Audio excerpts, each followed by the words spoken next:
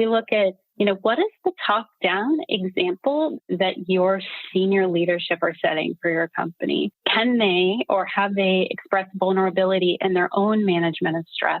Have they created an environment of permission to raise your hand and say, I am stressed, I need to take a couple of days off?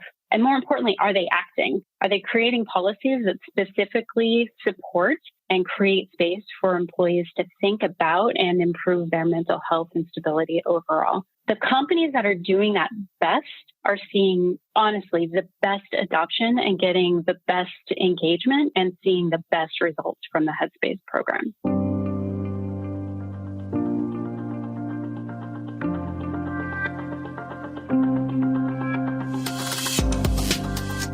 Hey everybody, I'm Lori Rudiman. Welcome to Punk Rock HR. My guest this week is Lindsay Crittendon. She's the head of Headspace for Work. Are you like, wait, Headspace for Work? I thought that was a meditation app on my phone. Yeah, me too. That's part of the reason why Lindsay joined me today. On this episode, we're talking about the benefits of mindfulness and more thoughtful behavior on the work environment and on our individual lives when we're not working, although I don't know when that is. We also talk about COVID-19 because, well, that's on everybody's 2020 podcast card. But we use this opportunity to talk about how to emerge from this pandemic in a healthier way. World Mental Health Awareness Day is October 5th. And really, honestly, it should be every day. So if you're interested in a conversation about well-being at work and fixing work, please sit back and enjoy this discussion with Lindsay from Headspace for Work. Hey, Lindsay, welcome to the podcast. Thank you. It's so lovely to be here. Well, I'm really grateful that you're here. You know, the world is on fire. There are a lot of things happening across the planet. And I've got someone who's dedicated to making the world and the world of work a little bit better. So can you start off by telling me a little bit about who you are and what you do? Absolutely. So I'm Lindsay Crittendon, and I have the good fortune of running the Headspace for Work business. The Headspace for Work business is working with companies across the spectrum, big and small, globally, to help them identify best ways to improve the workplace.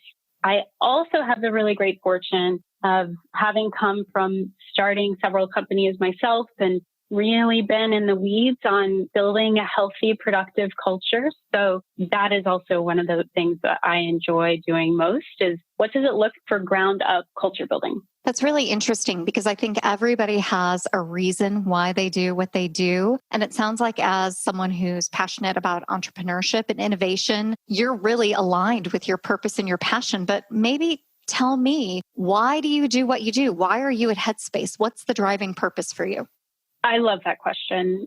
Ultimately, the reason I'm at Headspace is that it's a really rare opportunity to marry personal passion with, frankly, the things that I just love doing on a day-to-day basis. The thing that really brought me to Headspace, I'm a user. It has helped transform my life in so many ways, but I want to, step back from that a little bit and just talk about Headspace, which is our culture is fantastic. Every business has its issues. I don't want to say otherwise, but ultimately, the thing that is most refreshing about Headspace and what really brought me in is that everyone at the core is there because of the mission. I think that is a really unique thing. You can go and work at a lot of tech companies or a lot of content companies where everyone might be there for slightly different reasons that don't always align. But at Headspace, at the core, that people are driven by our mission every day. And that is incredibly exciting. And then, the beautiful thing about the Headspace for Work business, it's a newer business line within the company, having the opportunity to take what's best about Headspace and build out teams that really execute, bring the best of Headspace to other companies. I can't imagine a better job, frankly. It's a great fit for the things that I'm excited about. Well, that's really cool. And quite an opportunity. You talked about how you're just enamored with the mission of Headspace. And I wonder if you can talk about that. What is Headspace overall and what is Headspace for Work? Great question. So the mission of Headspace is to make the world a healthier and happier place, which is a very broad vision. We do that primarily through the design and development of scientifically backed mindfulness content that we put into the world via, we have an app, a mobile app that many people would be familiar with. We have a lot of original content channels. So whether it's YouTube or other, frankly, really exciting opportunities that we'll be announcing over the coming months in terms of off-platform content, we call it. And honestly, real life experiences, really coming to companies, coming to healthcare companies, and really sitting down and having conversations with them about how to drive cultural change. That also includes lots of really fun things like Headspace events and live meditation series and all that sort of stuff that comes by having a relationship with us. Headspace for Work, really specifically, our mission is to manifest the Headspace promise within the workplace.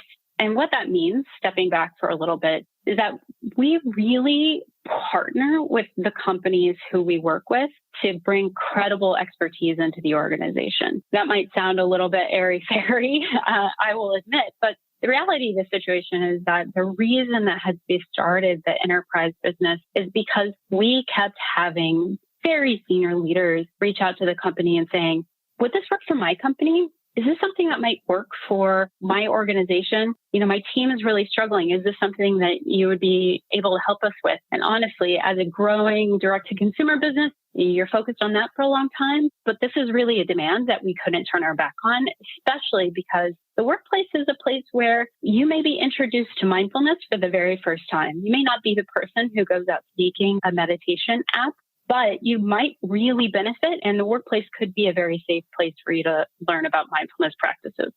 Well, I wanted to take a second here and talk a little bit about what mindfulness is, because I think that there's a big, broad bucket and a big definition that's used for mindfulness. How does Headspace define it? Headspace defines mindfulness as the single word that I can use is intentionality. So there is a lot of science behind the actual meditation practice. The idea that you can really help your brain build a relationship with your mental health that helps you lower anxiety, lower depression, lower stress levels. There's a whole body of scientific evidence that proves that meditation can do that. When we talk about mindfulness, we mean intentionality. We mean intentionality, whether it's meditation, intentionality in terms of workouts, which we have workouts in the app that are all about mindfulness, intentionality and focus. So what it looks like to operate at peak performance, and even having music that goes along with that. That's how Headspace thinks about mindfulness. It is a more broad definition, and I think a lot of people might understand. Yeah, absolutely. It's totally relatable. Well, speaking of relatable, you recently published a new mental health trends report that I got my hands on, and it covers the challenges that are really affecting workplace mental health. So instead of me just reading from it, why don't you tell me what are some of the good things in there that people can find? Hey, it's Bob Pulver, host of You Podcast. Human-centric AI, AI-driven transformation, hiring for skills and potential, dynamic workforce ecosystems, responsible innovation. These are some of the themes my expert guests and I chat about, and we certainly geek out on the details. Nothing too technical. I hope you check it out. Absolutely. So I am really excited about this report because it speaks to a couple of angles that are really important for leaders who focus on the health of their employees. So there are two areas that I get really excited about and that I think have revealed a lot of meaningful insights for industry leaders, which is one, there is a meaningful company impact to ignoring and or not addressing stress in the workplace.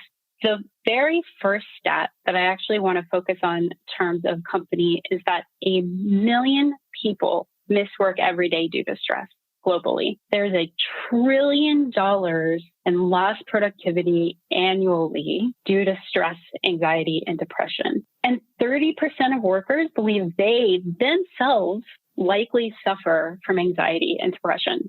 So I want to stop for a second and say, when I read that, I'm in this business and I think about this every single day. And those numbers, they blew my mind just in terms of both company impact as well as human impact. So that's the first place I'd start. You know, Lindsay, when I hear those statistics, I feel like leaders, executive teams, investors have really let the workforce down. Now, I'm a cynic.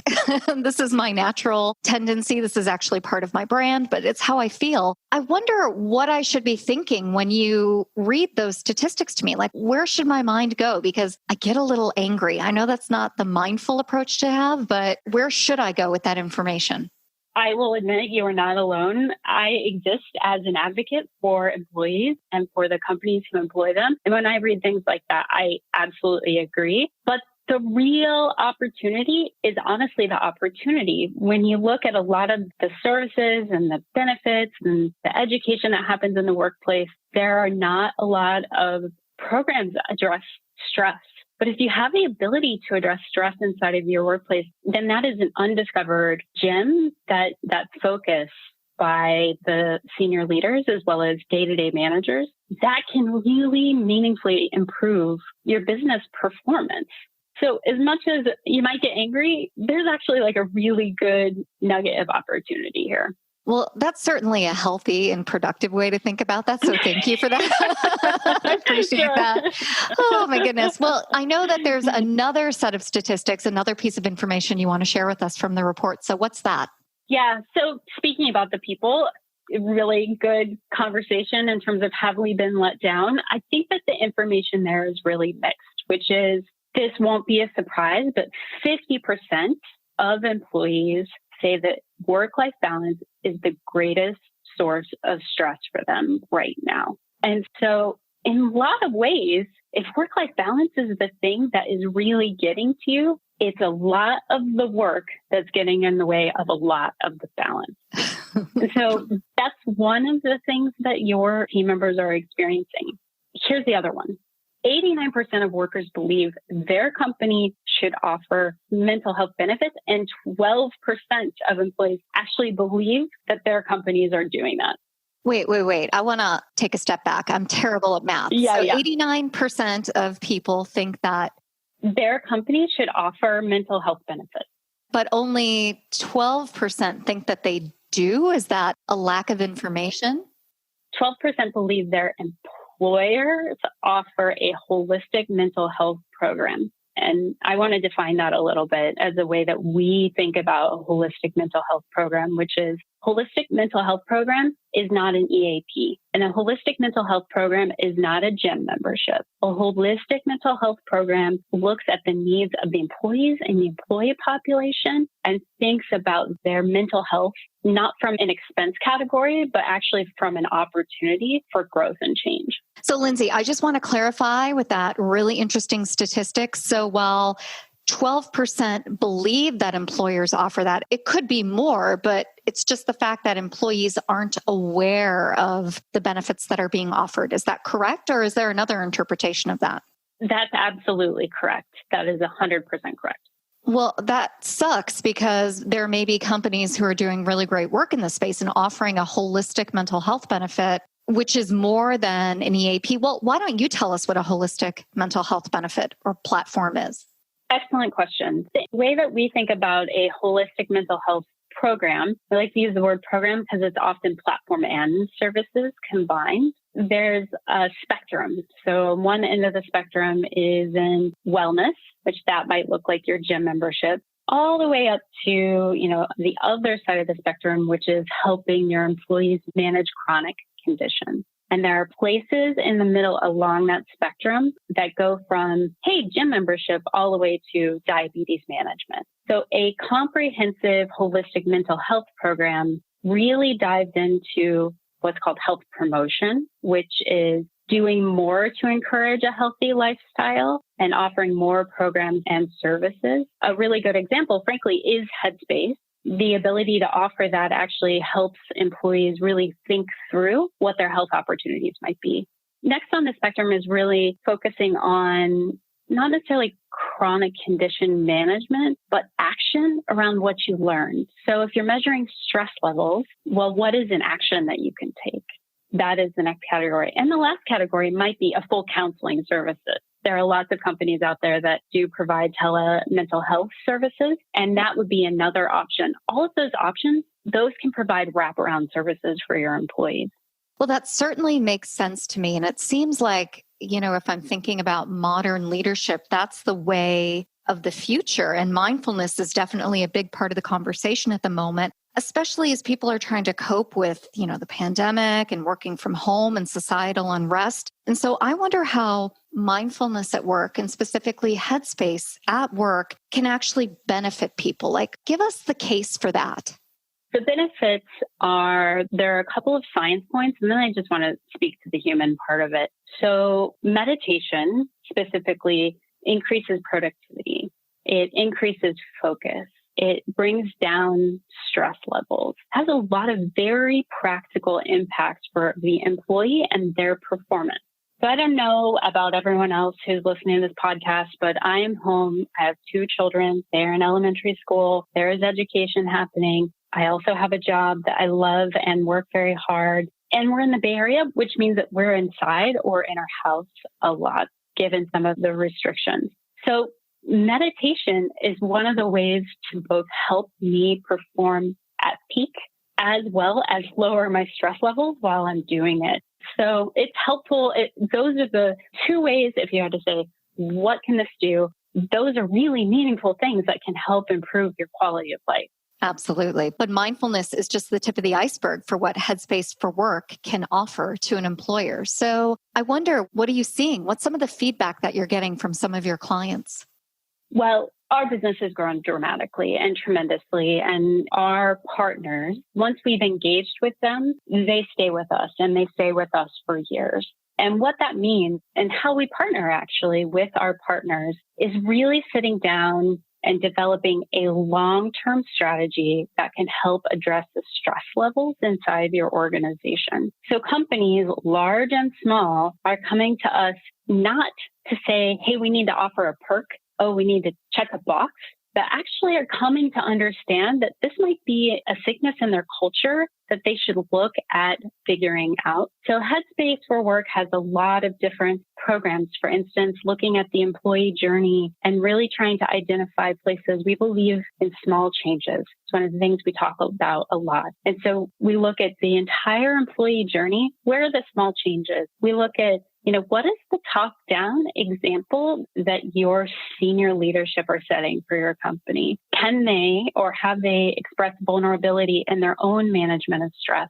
Have they created an environment of permission to raise your hand and say, I am stressed, I need to take a couple of days off? And more importantly, are they acting? Are they creating policies that specifically support and create space for employees to think about and improve their mental health and stability overall? The companies that are doing that best are seeing, honestly, the best adoption and getting the best engagement and seeing the best results from the Headspace program. That's really terrific. And I feel like there are forward-thinking, progressive organizations out there that are setting the standard at the leadership level and encouraging the workforce to really reclaim their own mental health. But then I also know, just from being in this business, that there are organizations out there that are stressed, that are feeling the challenges of productivity, right? There's a lot happening in the workforce right now, especially with COVID and societal unrest, that's pushing workers in ways that we've never been pushed before. And so one of the things that I'm constantly banging on about is this idea of self-leadership, about putting yourself first, about taking these moments to really prioritize your own well-being. Because if you're not focused on you,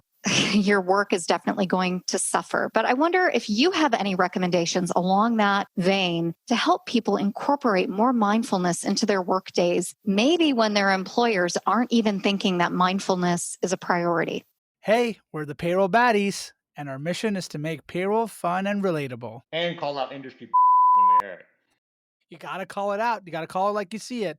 But we also got to shine a light on all those unsung payroll heroes out there, making sure we get paid. Yeah, those are the real payroll baddies out there, and we love sharing their stories and showing them love. With gold chain and everything, baby. By the way, SAP is the best payroll out there, and if you don't like it, get out. Absolutely. There are a lot of opportunities to integrate mindfulness throughout your day. I'm going to start with the idea and the concept. And honestly, I really started to understand a mindfulness experience and increasing my own performance through mindfulness by acknowledging that I have a relationship with my mental health and with my brain. It's really easy that I have a relationship with my spouse. I have a relationship with my children. I have a relationship with my gym. But to reframe a little bit and say, I take ownership over where my head is. And I have the ability to really build a day-to-day relationship with my mind. It has been a really powerful reframing.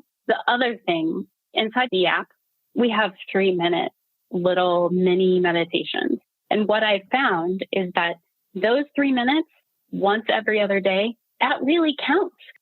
We have 3-minute content in there because it really counts. The one thing that we hear our employees, we hear, our partner employees saying is that Headspace has helped them remember to breathe. When we're in stress environments, it's really easy to hold your breath. It's really easy to kind of hold everything in. And so the idea is that you can take 3 minutes over a 10-minute lunch break. It sounds like a lot. It goes really quickly. It's a small investment in your own relationship with your mental health. Other recommendations I might have is if you happen to be someone who is still commuting, you can listen to a lot of different content that we have in the app. We also have ways and means. If you're going to be stuck inside your living room, working your dining room table, as so many of us are, we have 15-minute workouts. Get up, stretch, do a 15-minute workout. They're not going to make you sweat. They actually just move your body around. You don't need to worry about going to change your clothes. And so, again, I talk about little changes and we talk about taking little baby steps, really in support of just building this long-term relationship with your mental health. That's really terrific. Those are great recommendations. And I like the theme that wellness is cumulative. I certainly have found that in my own life. I have in the past been a runner, a marathon runner, and it's not like I woke up one day and said, I'm going to run 26.2 miles, right? I had to work at it slowly but surely. And it's such like a silly example to give, but I have felt that way on my mindfulness journey as well. I didn't wake up just being a meditator. I've had to work at that. So I love that Headspace offers those 3-minute opportunities just to take a bite at the apple, just to try it. And then from there, good things tend to happen. At least that's personally what I believe. So as we start to move towards the end of the conversation, I really want to get into the business case for Headspace for Work, because there are so many leaders out there, entrepreneurs, HR professionals who listen, who often say things like, I need a business case for this, right? I need proof that this is going to impact my organization. So I wonder, Lindsay, if you can talk to any research out there beyond the research of mindfulness that shows that Headspace for Work as an app, as a platform, as a program is improving the overall mental health and the outcomes for the workforce. Can you speak to that? Absolutely, I can. I want to be really sensitive to our current partners. And so I'm not going to talk in a lot of specifics, but here's what I can tell you top line. In many of our organizations, we have demonstrated that if you meditate a couple of times a week, not 30-minute sessions, just a couple of times a week, we've seen significant stress reductions in the employee population. It doesn't take a lot of work. And though, honestly, we are more than happy to help you create a business case if that's kind of what you're looking for. But if you're reducing stress levels, and we know reduced stress levels lead to higher employee engagement, increased productivity, increased focus, that can be, or hopefully is, enough proof to help create a business case.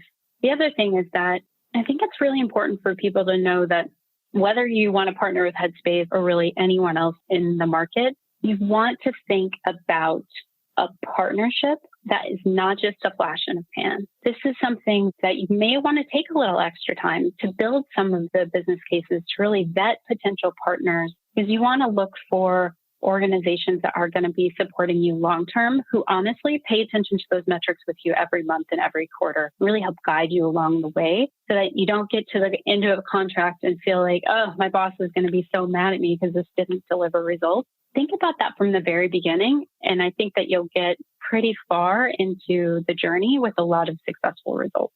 Well, I think that's really good advice. I think there's the business case of it, like how do you make the business case for mindfulness? But then there's also this stigma attached to mental health in many organizations. A lot of companies don't want to touch it, or they do, but they don't know how to. So I wonder if you can speak to how businesses and leaders can help remove some of those barriers and lessen the stigma attached to mental health and some of these potentially awkward conversations.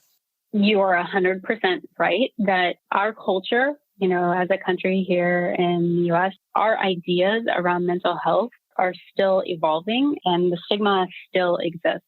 One of the places, if you think about, step back from just mental health and zoom out a little bit, there are components of your life and your lifestyle that can improve your mental health that you don't have to talk about necessarily. I'm feeling anxious, I'm feeling depressed, because you have the opportunity. For instance, we have a sleep module inside of our application. And what we've seen is that in many companies, that is a much easier on-ramp. It is a lot easier to say, I'm just not sleeping well, or, I really, not even I need help, but it would be great to sleep more or many hours. Our culture has the idea, not everywhere, but we certainly have the idea that working hard and sleeping less and all sorts of other stuff is a sign of getting ahead. If you do buy into that, you better make sure that's pretty efficient sleep. And that's one of the core places, actually, that I would recommend most people think about onboarding into a mindfulness solution. It doesn't have to be, I have been diagnosed with something and therefore now I need help. I love that, because so often the vector for all of this is like a crisis moment. And I do think it's a crisis that the American workforce doesn't sleep enough, because I know in my own life, if I don't get enough sleep, I'm not performing. I'm just not performing as a human being. But we don't have to wait for someone to have a terrible moment of inflection in their life to intervene. I think you're right. Employers can offer something a little bit more gentle and helpful, and sleep is a really great place to start. So thanks for that recommendation. I think what I want people to leave this conversation with is a real clear call to action around mindfulness and meditation in the workforce. So what are your closing thoughts, and what would you like to leave people with? The one thing, the headline that I would love for people to walk away from this podcast really thinking about over and over and over again is that your company is likely already suffering the impact of stress levels that are too high in your organization. This isn't necessarily going to be a brand new thing that you have to invent. This is likely happening already. So if you have this opportunity to address performance by addressing something that already exists, you're going to get ahead in a lot of the ways that matter in the workforce. Well, Lindsay, I'm so grateful to have had this conversation with you. I think it's going to be incredibly helpful to the listeners out there. I know my audience is always excited about really big ideas and a different take on the world of work. So if people wanted to learn more about Headspace for Work or the wonderful mental health trends report, where would you send them? The best place to get more information, resources, description of the program, reach out to us is to go to headspace.com/work. That's terrific. And are you available to connect with people on LinkedIn? I would love that. Yes, I would absolutely love that. Please. Perfect. We will include your LinkedIn profile and all the good stuff, all the links in our show notes. And once again, I want to thank you for being a guest on Punk Rock HR. It was a really fantastic conversation. I really appreciate it too. Thank you so much for having me. Hey, everybody. I hope you enjoyed my conversation with Lindsay from Headspace for Work. Now, we've got a ton of information in the show notes, links to the mental health report that we discussed, as well as programming and information on World Mental Health Awareness Day, and just good old-fashioned information about Headspace for Work. You want to see all that? We've got an awesome PDF takeaway at LoriRudiman.com/punkrockhr-128. As always, I'm super appreciative that you listened. I love that you want to fix work. So we'll see you next time on Punk Rock HR.